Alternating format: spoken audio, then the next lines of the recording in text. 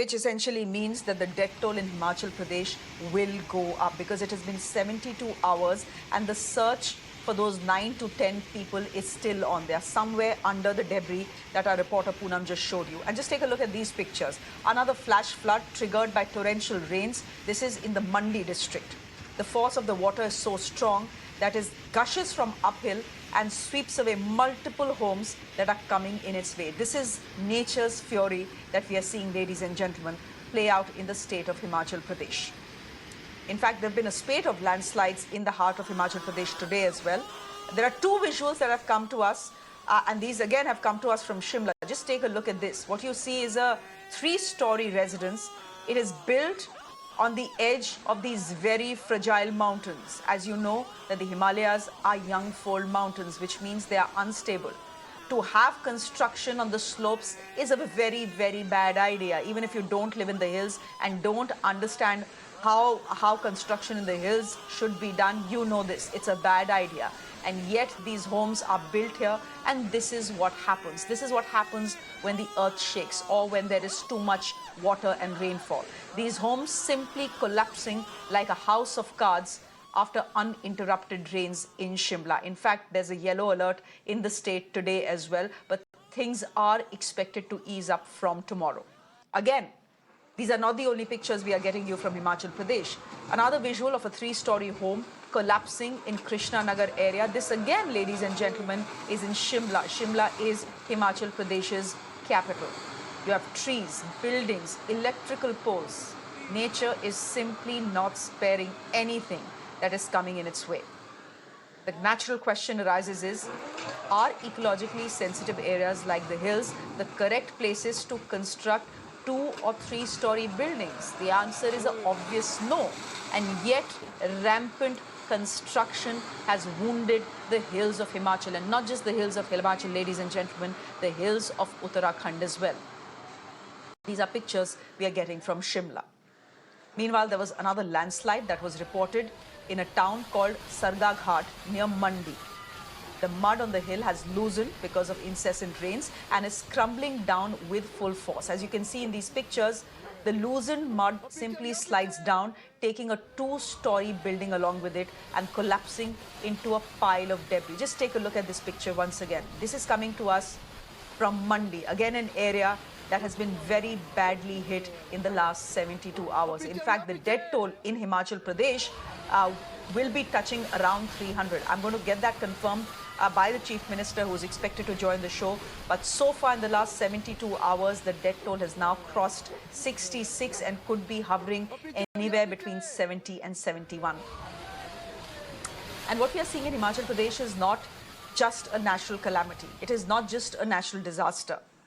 Extremely heavy rainfall, frequent flash floods, 50-year-old bridges being washed away, and deadly landslides are not normal in Himachal Pradesh or in Uttarakhand. Climate change has a big role, but the large-scale destruction and a trail of nearly 300 deaths in Himachal is a fallout of man-made factors. Experts, in fact, have a term for it. That term is called planned disaster.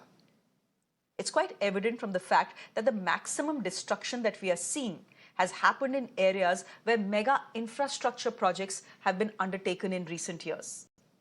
The gigantic mountains that were once supposed to stand guard to our rivals have been repeatedly blasted with dynamites to widen roads, build 4-lane highways, and construct multi-story buildings.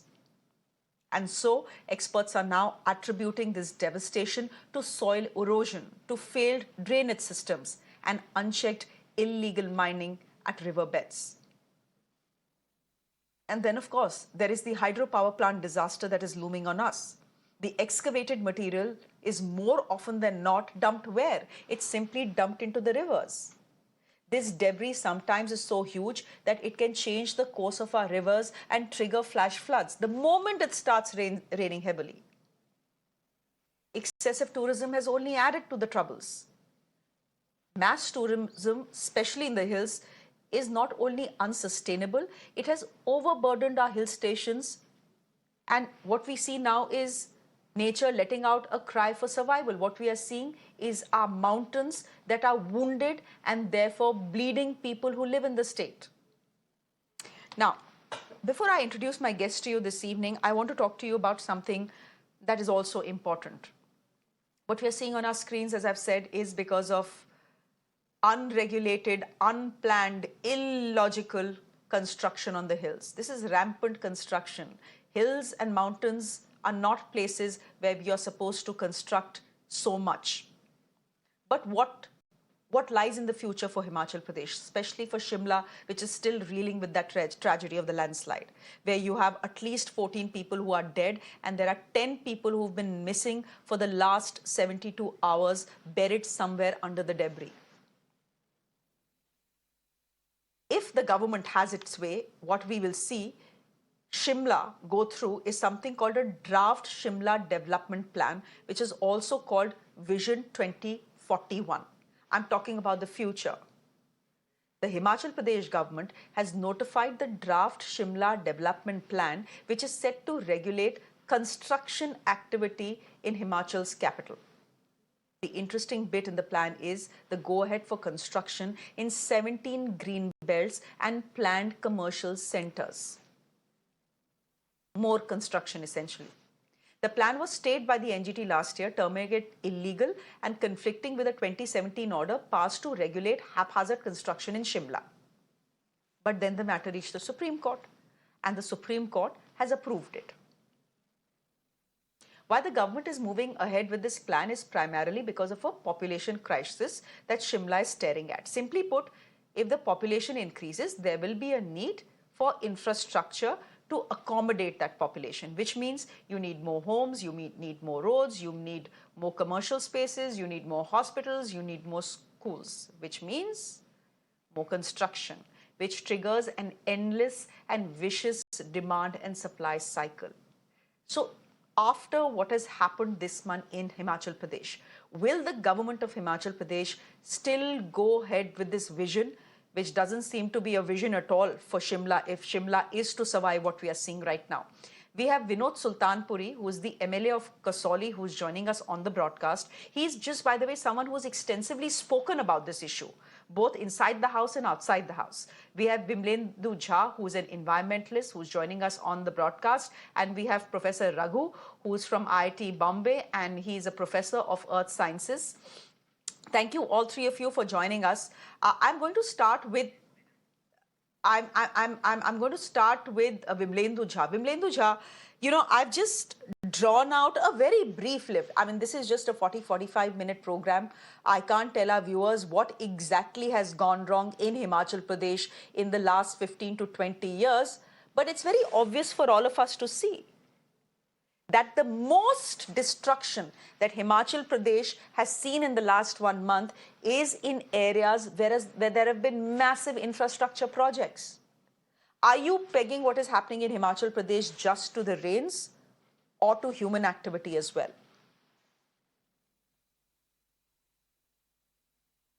I think, Shreya, no, we cannot just squarely blame climate change for our convenience. As you rightly said, this is planned disaster. And also, it's important for us to really change our vocabulary, and rather than saying that it's human-induced disaster or man-made disaster, let's be honest and call it a government-created disaster. Because if you look at most of these projects that are actually, these construction projects that we're talking about are unscientific, rapid, unplanned, or planned, construction that we're talking about, be it construction of these 4-lane highways, the NHAI to be blamed, which is the government. More than 168 hydroelectric power plants that we're talking about, that's hydroelectric plants that are there. They are constructed by the government. You know, the boost to tourism that we're talking about, or promotion or promoting cash crops that and therefore shift in agricultural practices, a lot of that is actually government made, and therefore let's be clear that all of this is coming from the quarter of the government and not necessarily from the citizenry. Indeed, the government can turn around and say, well, the right to develop is everybody's right. But then imagine if the government actually plays that voice, and definitely this is collusion. No doubt, if you speak to the experts on ground from various university professors that I've been talking to since last, almost 3 weeks now, because the same thing happened in July, that there's no scientific way of constructing of roads. Look at, through RCC, you cannot block the waterway. And to think that the river came to your home is really false. You came in the way of the river. You and I were actually talking about it a couple of weeks ago as well, when we were discussing Uttarakhand and Himachal Pradesh. So, all of us want electricity reach everywhere. We all want Himachal to be a more prosperous and a better state, and it is a better state in terms of Human Development Index. But imagine this is the first rain, this is the rain of 2023, when we have the IPCC report that clearly talks about that there will be more and more such climate events and flash floods. What's our preparation? When we know Himalayas is actually sinking, the topsoil is actually shaky, do we need blasting? The same thing we've done in Himachal Pradesh, the same thing we're doing in Uttarakhand. We've been constructing thousands and thousands of dams, which is resulting to the flood-like situation in Mandi and Shimla and Manali, and also in various other parts, from Ladakh to Arunachal. Himalayas is vulnerable, and the government alone is responsible for not having a scientific temperament, not having a geological temperament, not having a human temperament and understanding to look at how much development is too much. Chasing, they're building a highway between Shimla and Manali with around 28 bridges and 14 tunnels. And imagine that's already collapsed with almost, I think, more than 1,000 or 1,500 crores that's been spent. Do we need to move somewhere faster? Is that our quest? And imagine you and I, couple of years ago, Shreya, we were discussing the waterlessness. There was a water crisis in Shimla, and today we are discussing, the irony is, we are discussing there's too much water that is actually taking lives. And that's what we have to really think about. And the government has to wake up. Gadkari could be a better performing minister, or many other people could be a better performing ministers, but performance is not just about infrastructure. Performance is about intergenerational heritage that we need to create, or lives that we need to protect, or our ecology that we need to protect in the long run. Professor Raghu, I'm glad that Vimlendu has brought this up. A couple of years ago, in fact, maybe it was exactly a year or two ago, that we were talking about Shimla completely running out of water. It had come to a point when Shimla said, we can't take any more tourists, please send them back. So tourists were actually asked not to come to Shimla because there was no water. And now 2 years down the line, there is so much water that Shimla is simply drowning. There is no other way to put it. There are 10 people who are still missing in that landslide. 13 people have been killed. I want to ask you, where, we understand, we can't blame everything on climate change. I understand that. But what we are seeing on our screens is much more than climate change. It is, I don't know whether it's human greed, whether it is the government's need to accommodate the number of people who leave villages and come to cities like Shimla, because that is something that has happened as well. From 2011 to 2021, the population has increased. In 2040, I think the population is supposed to go up to 5 lakh people. The point is that the government has to accommodate people, and if it has to accommodate more people, and if it has to accommodate more tourists, then the government will argue we need the infrastructure. What do we do? Yeah, so that was a quite long tirade, and when things go wrong, it's easy to start pointing fingers, but without precise information, governments cannot always, scientists think they have great input for decision making, but scientists are not responsible for making decisions. Politicians make decisions and they have to pay a price in elections. So let's take this situation here. People have empirical knowledge. They have for decades watched how slopes are remaining stable. Population is increasing because it's a nice place. India is growing. We all enjoy the benefits of India's economic development, but then we blame governments. The point is that this year is remarkably unique, okay? The way the oceans have warmed, it's a combination of global warming and El Nino, but there is more going on. The entire Atlantic from the southern part to the north is warm. Indian Ocean from the southern ocean tip to the north is warm. Western Pacific is warm. It's in El Nino in the sense there is warming happening in the Eastern Pacific, but the Western Pacific is not cold. Indonesia is not dry. Indonesia is getting excess rain. And if you look at the monsoon trough, which got twisted out of shape by the cyclones and the typhoons early in the season, has remained curled up as if it's doing yoga. So the trough, instead of being east-west, it's completely tilted north-south. So the warm Arabian Sea is pumping so much moisture into the mountains that nobody expected this, nobody predicted this.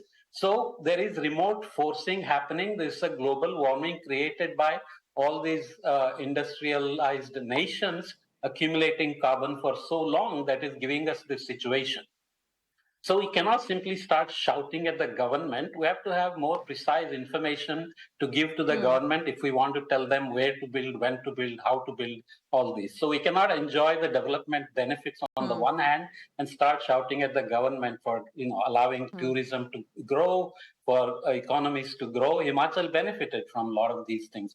Could they have planned for this? Yes, if somebody had precise information saying this is how much rain could happen. It's such a confluence of factors that has given us this incredibly unusual situation. So I don't believe people who keep on saying humans have to be blamed. Nature is giving us something that was created by the Western world. We are paying a price. So we have to always keep that in mind as well.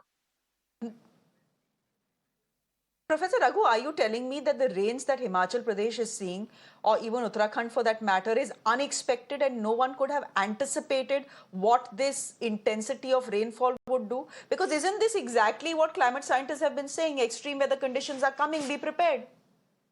Yes, but what do you do with this information if you say sometime in the future something bad will happen? How will you plan? How will the CM of Himachal or the central government plan when you don't know which year how much rain is going to come? Even beginning this year when El Nino was predicted, did anybody tell you that El Nino was not going to affect the monsoon thus far? It has not affected. Nobody's told us. Nobody said the monsoon trough would get twisted by the cyclones and will pump so much moisture into the mountain. So you cannot rely on a vague information saying extreme events will happen and plan things. Of course, you don't want to build without care. You don't want to build dangerously, but experiential knowledge in the end amounts to something. People have seen those slopes for decades and they assumed with the amount of rain they expect, they are stable, and they have been stable. These buildings that collapsed, how long have they been there? Why did they suddenly start collapsing now?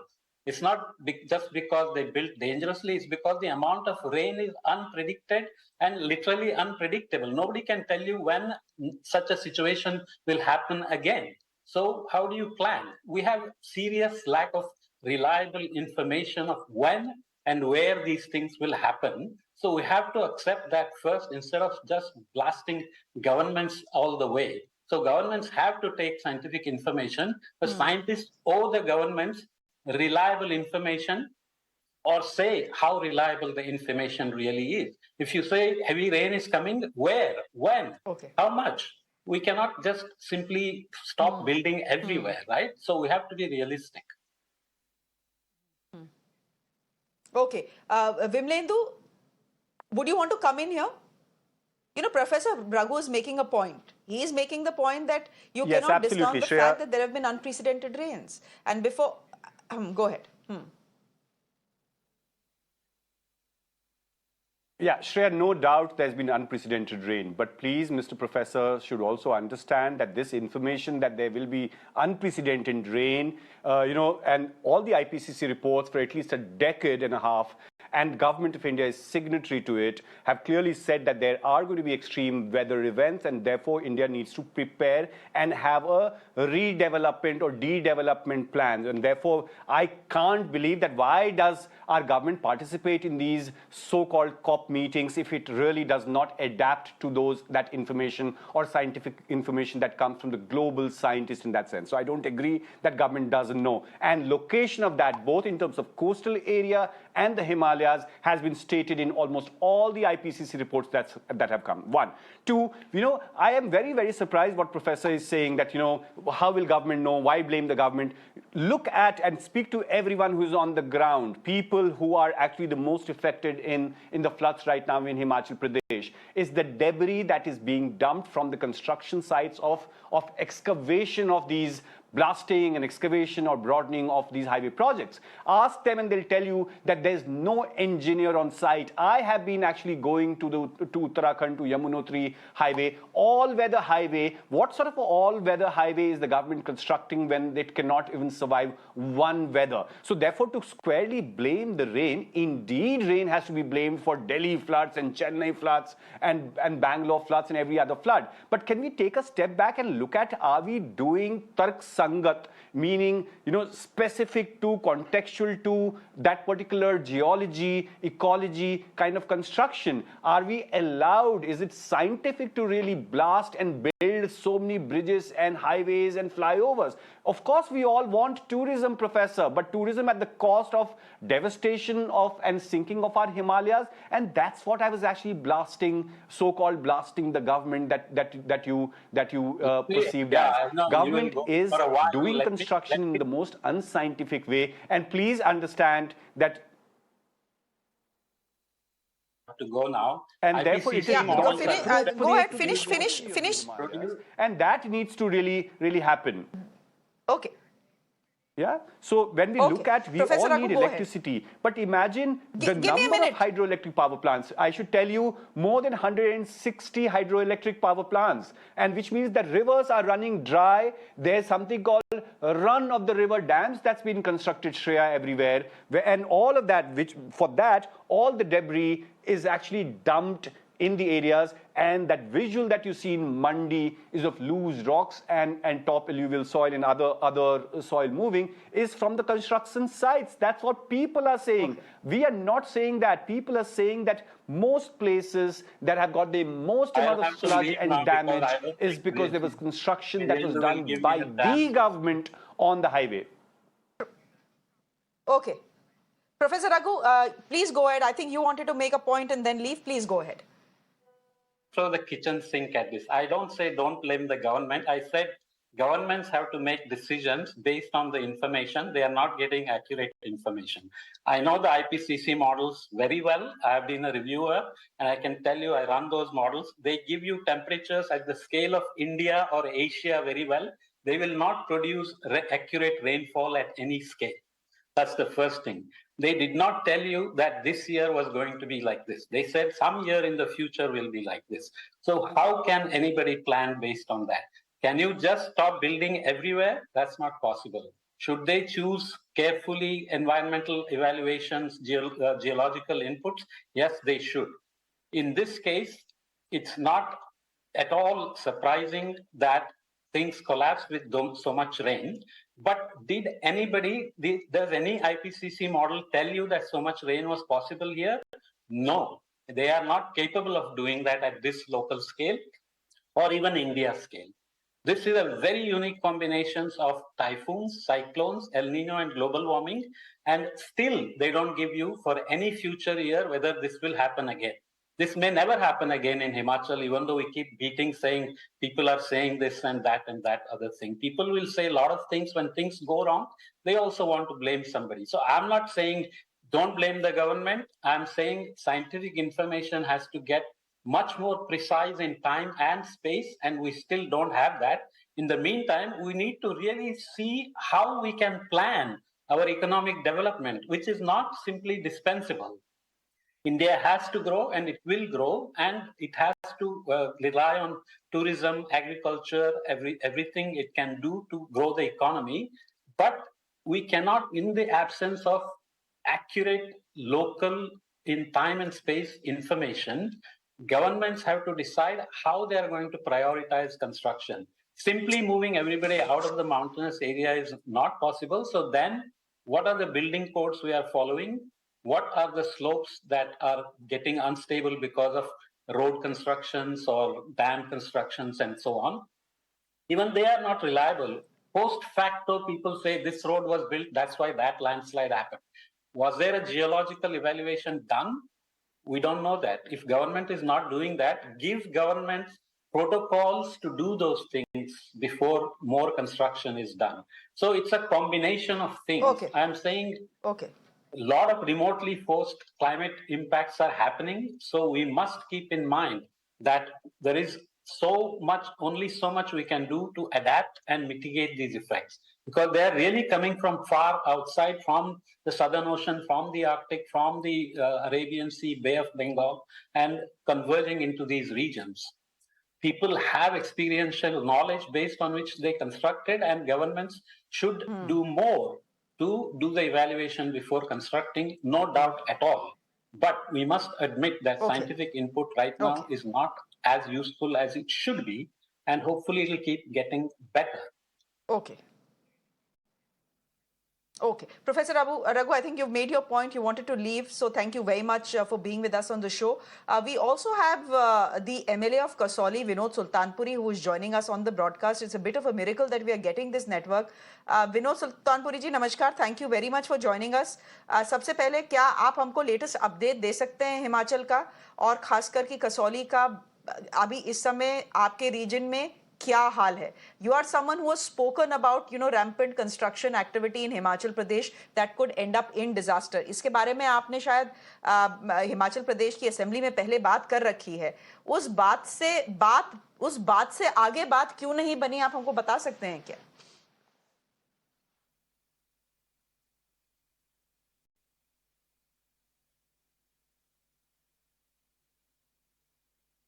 Vinod ji, आप mute पे हैं, आपको अपने आप को unmute करना पड़ेगा.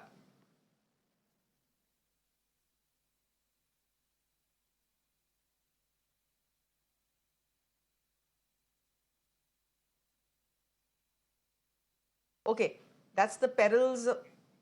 That's the perils of technology. Let me try and see if we can get Mr. Sultanpuri again. As you know, the weather is inclement in the state of Himachal Pradesh. There is no electricity in many places.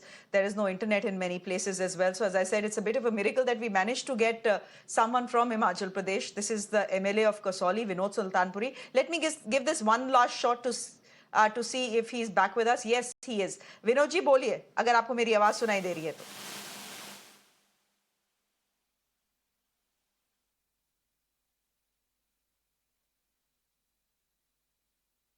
Okay, there is clearly a problem there. So we'll just let it go. This is a tough time for anyone who's the MLA or an MP in any place in Himachal Pradesh right now, because what citizens require right now is for their representatives to be there when nature is wreaking havoc at them. Just take a look at these pictures that are coming to us from Mandi. Thankfully, Kasauli is not as badly hit as Shimla or as Kangra or as Mandi, but things are pretty bad there as well. So as we take a look at these pictures, let me also quickly show you what is happening in Punjab, because while we are talking about Himachal Pradesh, fact is that rain fury is also continuing in Uttarakhand. A portion of a pedestrian bridge, let's just quickly go to Uttarakhand as well. A portion of a pedestrian bridge in Rudraprayag's Bantoli collapsed this morning, leaving at least 200 travelers stranded. They were on their way to Kedarnath. What you see on your screens is SDRF conducting these rescue operations using ropes and zip lines to evacuate all those stranded pilgrims. Thankfully, no casualties, as I said, have been reported. And we are not just talking about Himachal Pradesh or Uttarakhand. Heavy rains have also wreaked havoc in many low-lying villages in Punjab's Hoshiarpur, in Gurdaspur, and in Mukeria as well. Just take a look. These pictures have been inundated after the gates of the Bhakra and Pong Dam had to be opened. The NDRF team, with the help of boats, trying to evacuate villagers to safer places. Take a look at this report that my colleague Pradeep has now sent us. So let me show you that they are carrying the water bottles also with them, so that the people who are stuck up there, they can provide water to them. They are trying to provide all sides of help, and if they're carrying the tractor inside, they'll be moving inside so that they can evacuate people. And since morning, they had been going to and fro to evacuate people who are stuck up in villages. They are saying many of the villages are completely submerged in water. Many people are stuck up. It happened yesterday evening when all of a sudden the embankment broke, because when the water flow from that side was released from the Bhakra Dam and Pong Dam, and because of overflowing water, the embankment also got damaged. And right now you can see that it looks like a river. No one can say that I am walking on a road. It looks like a completely river, because the area is completely submerged in water.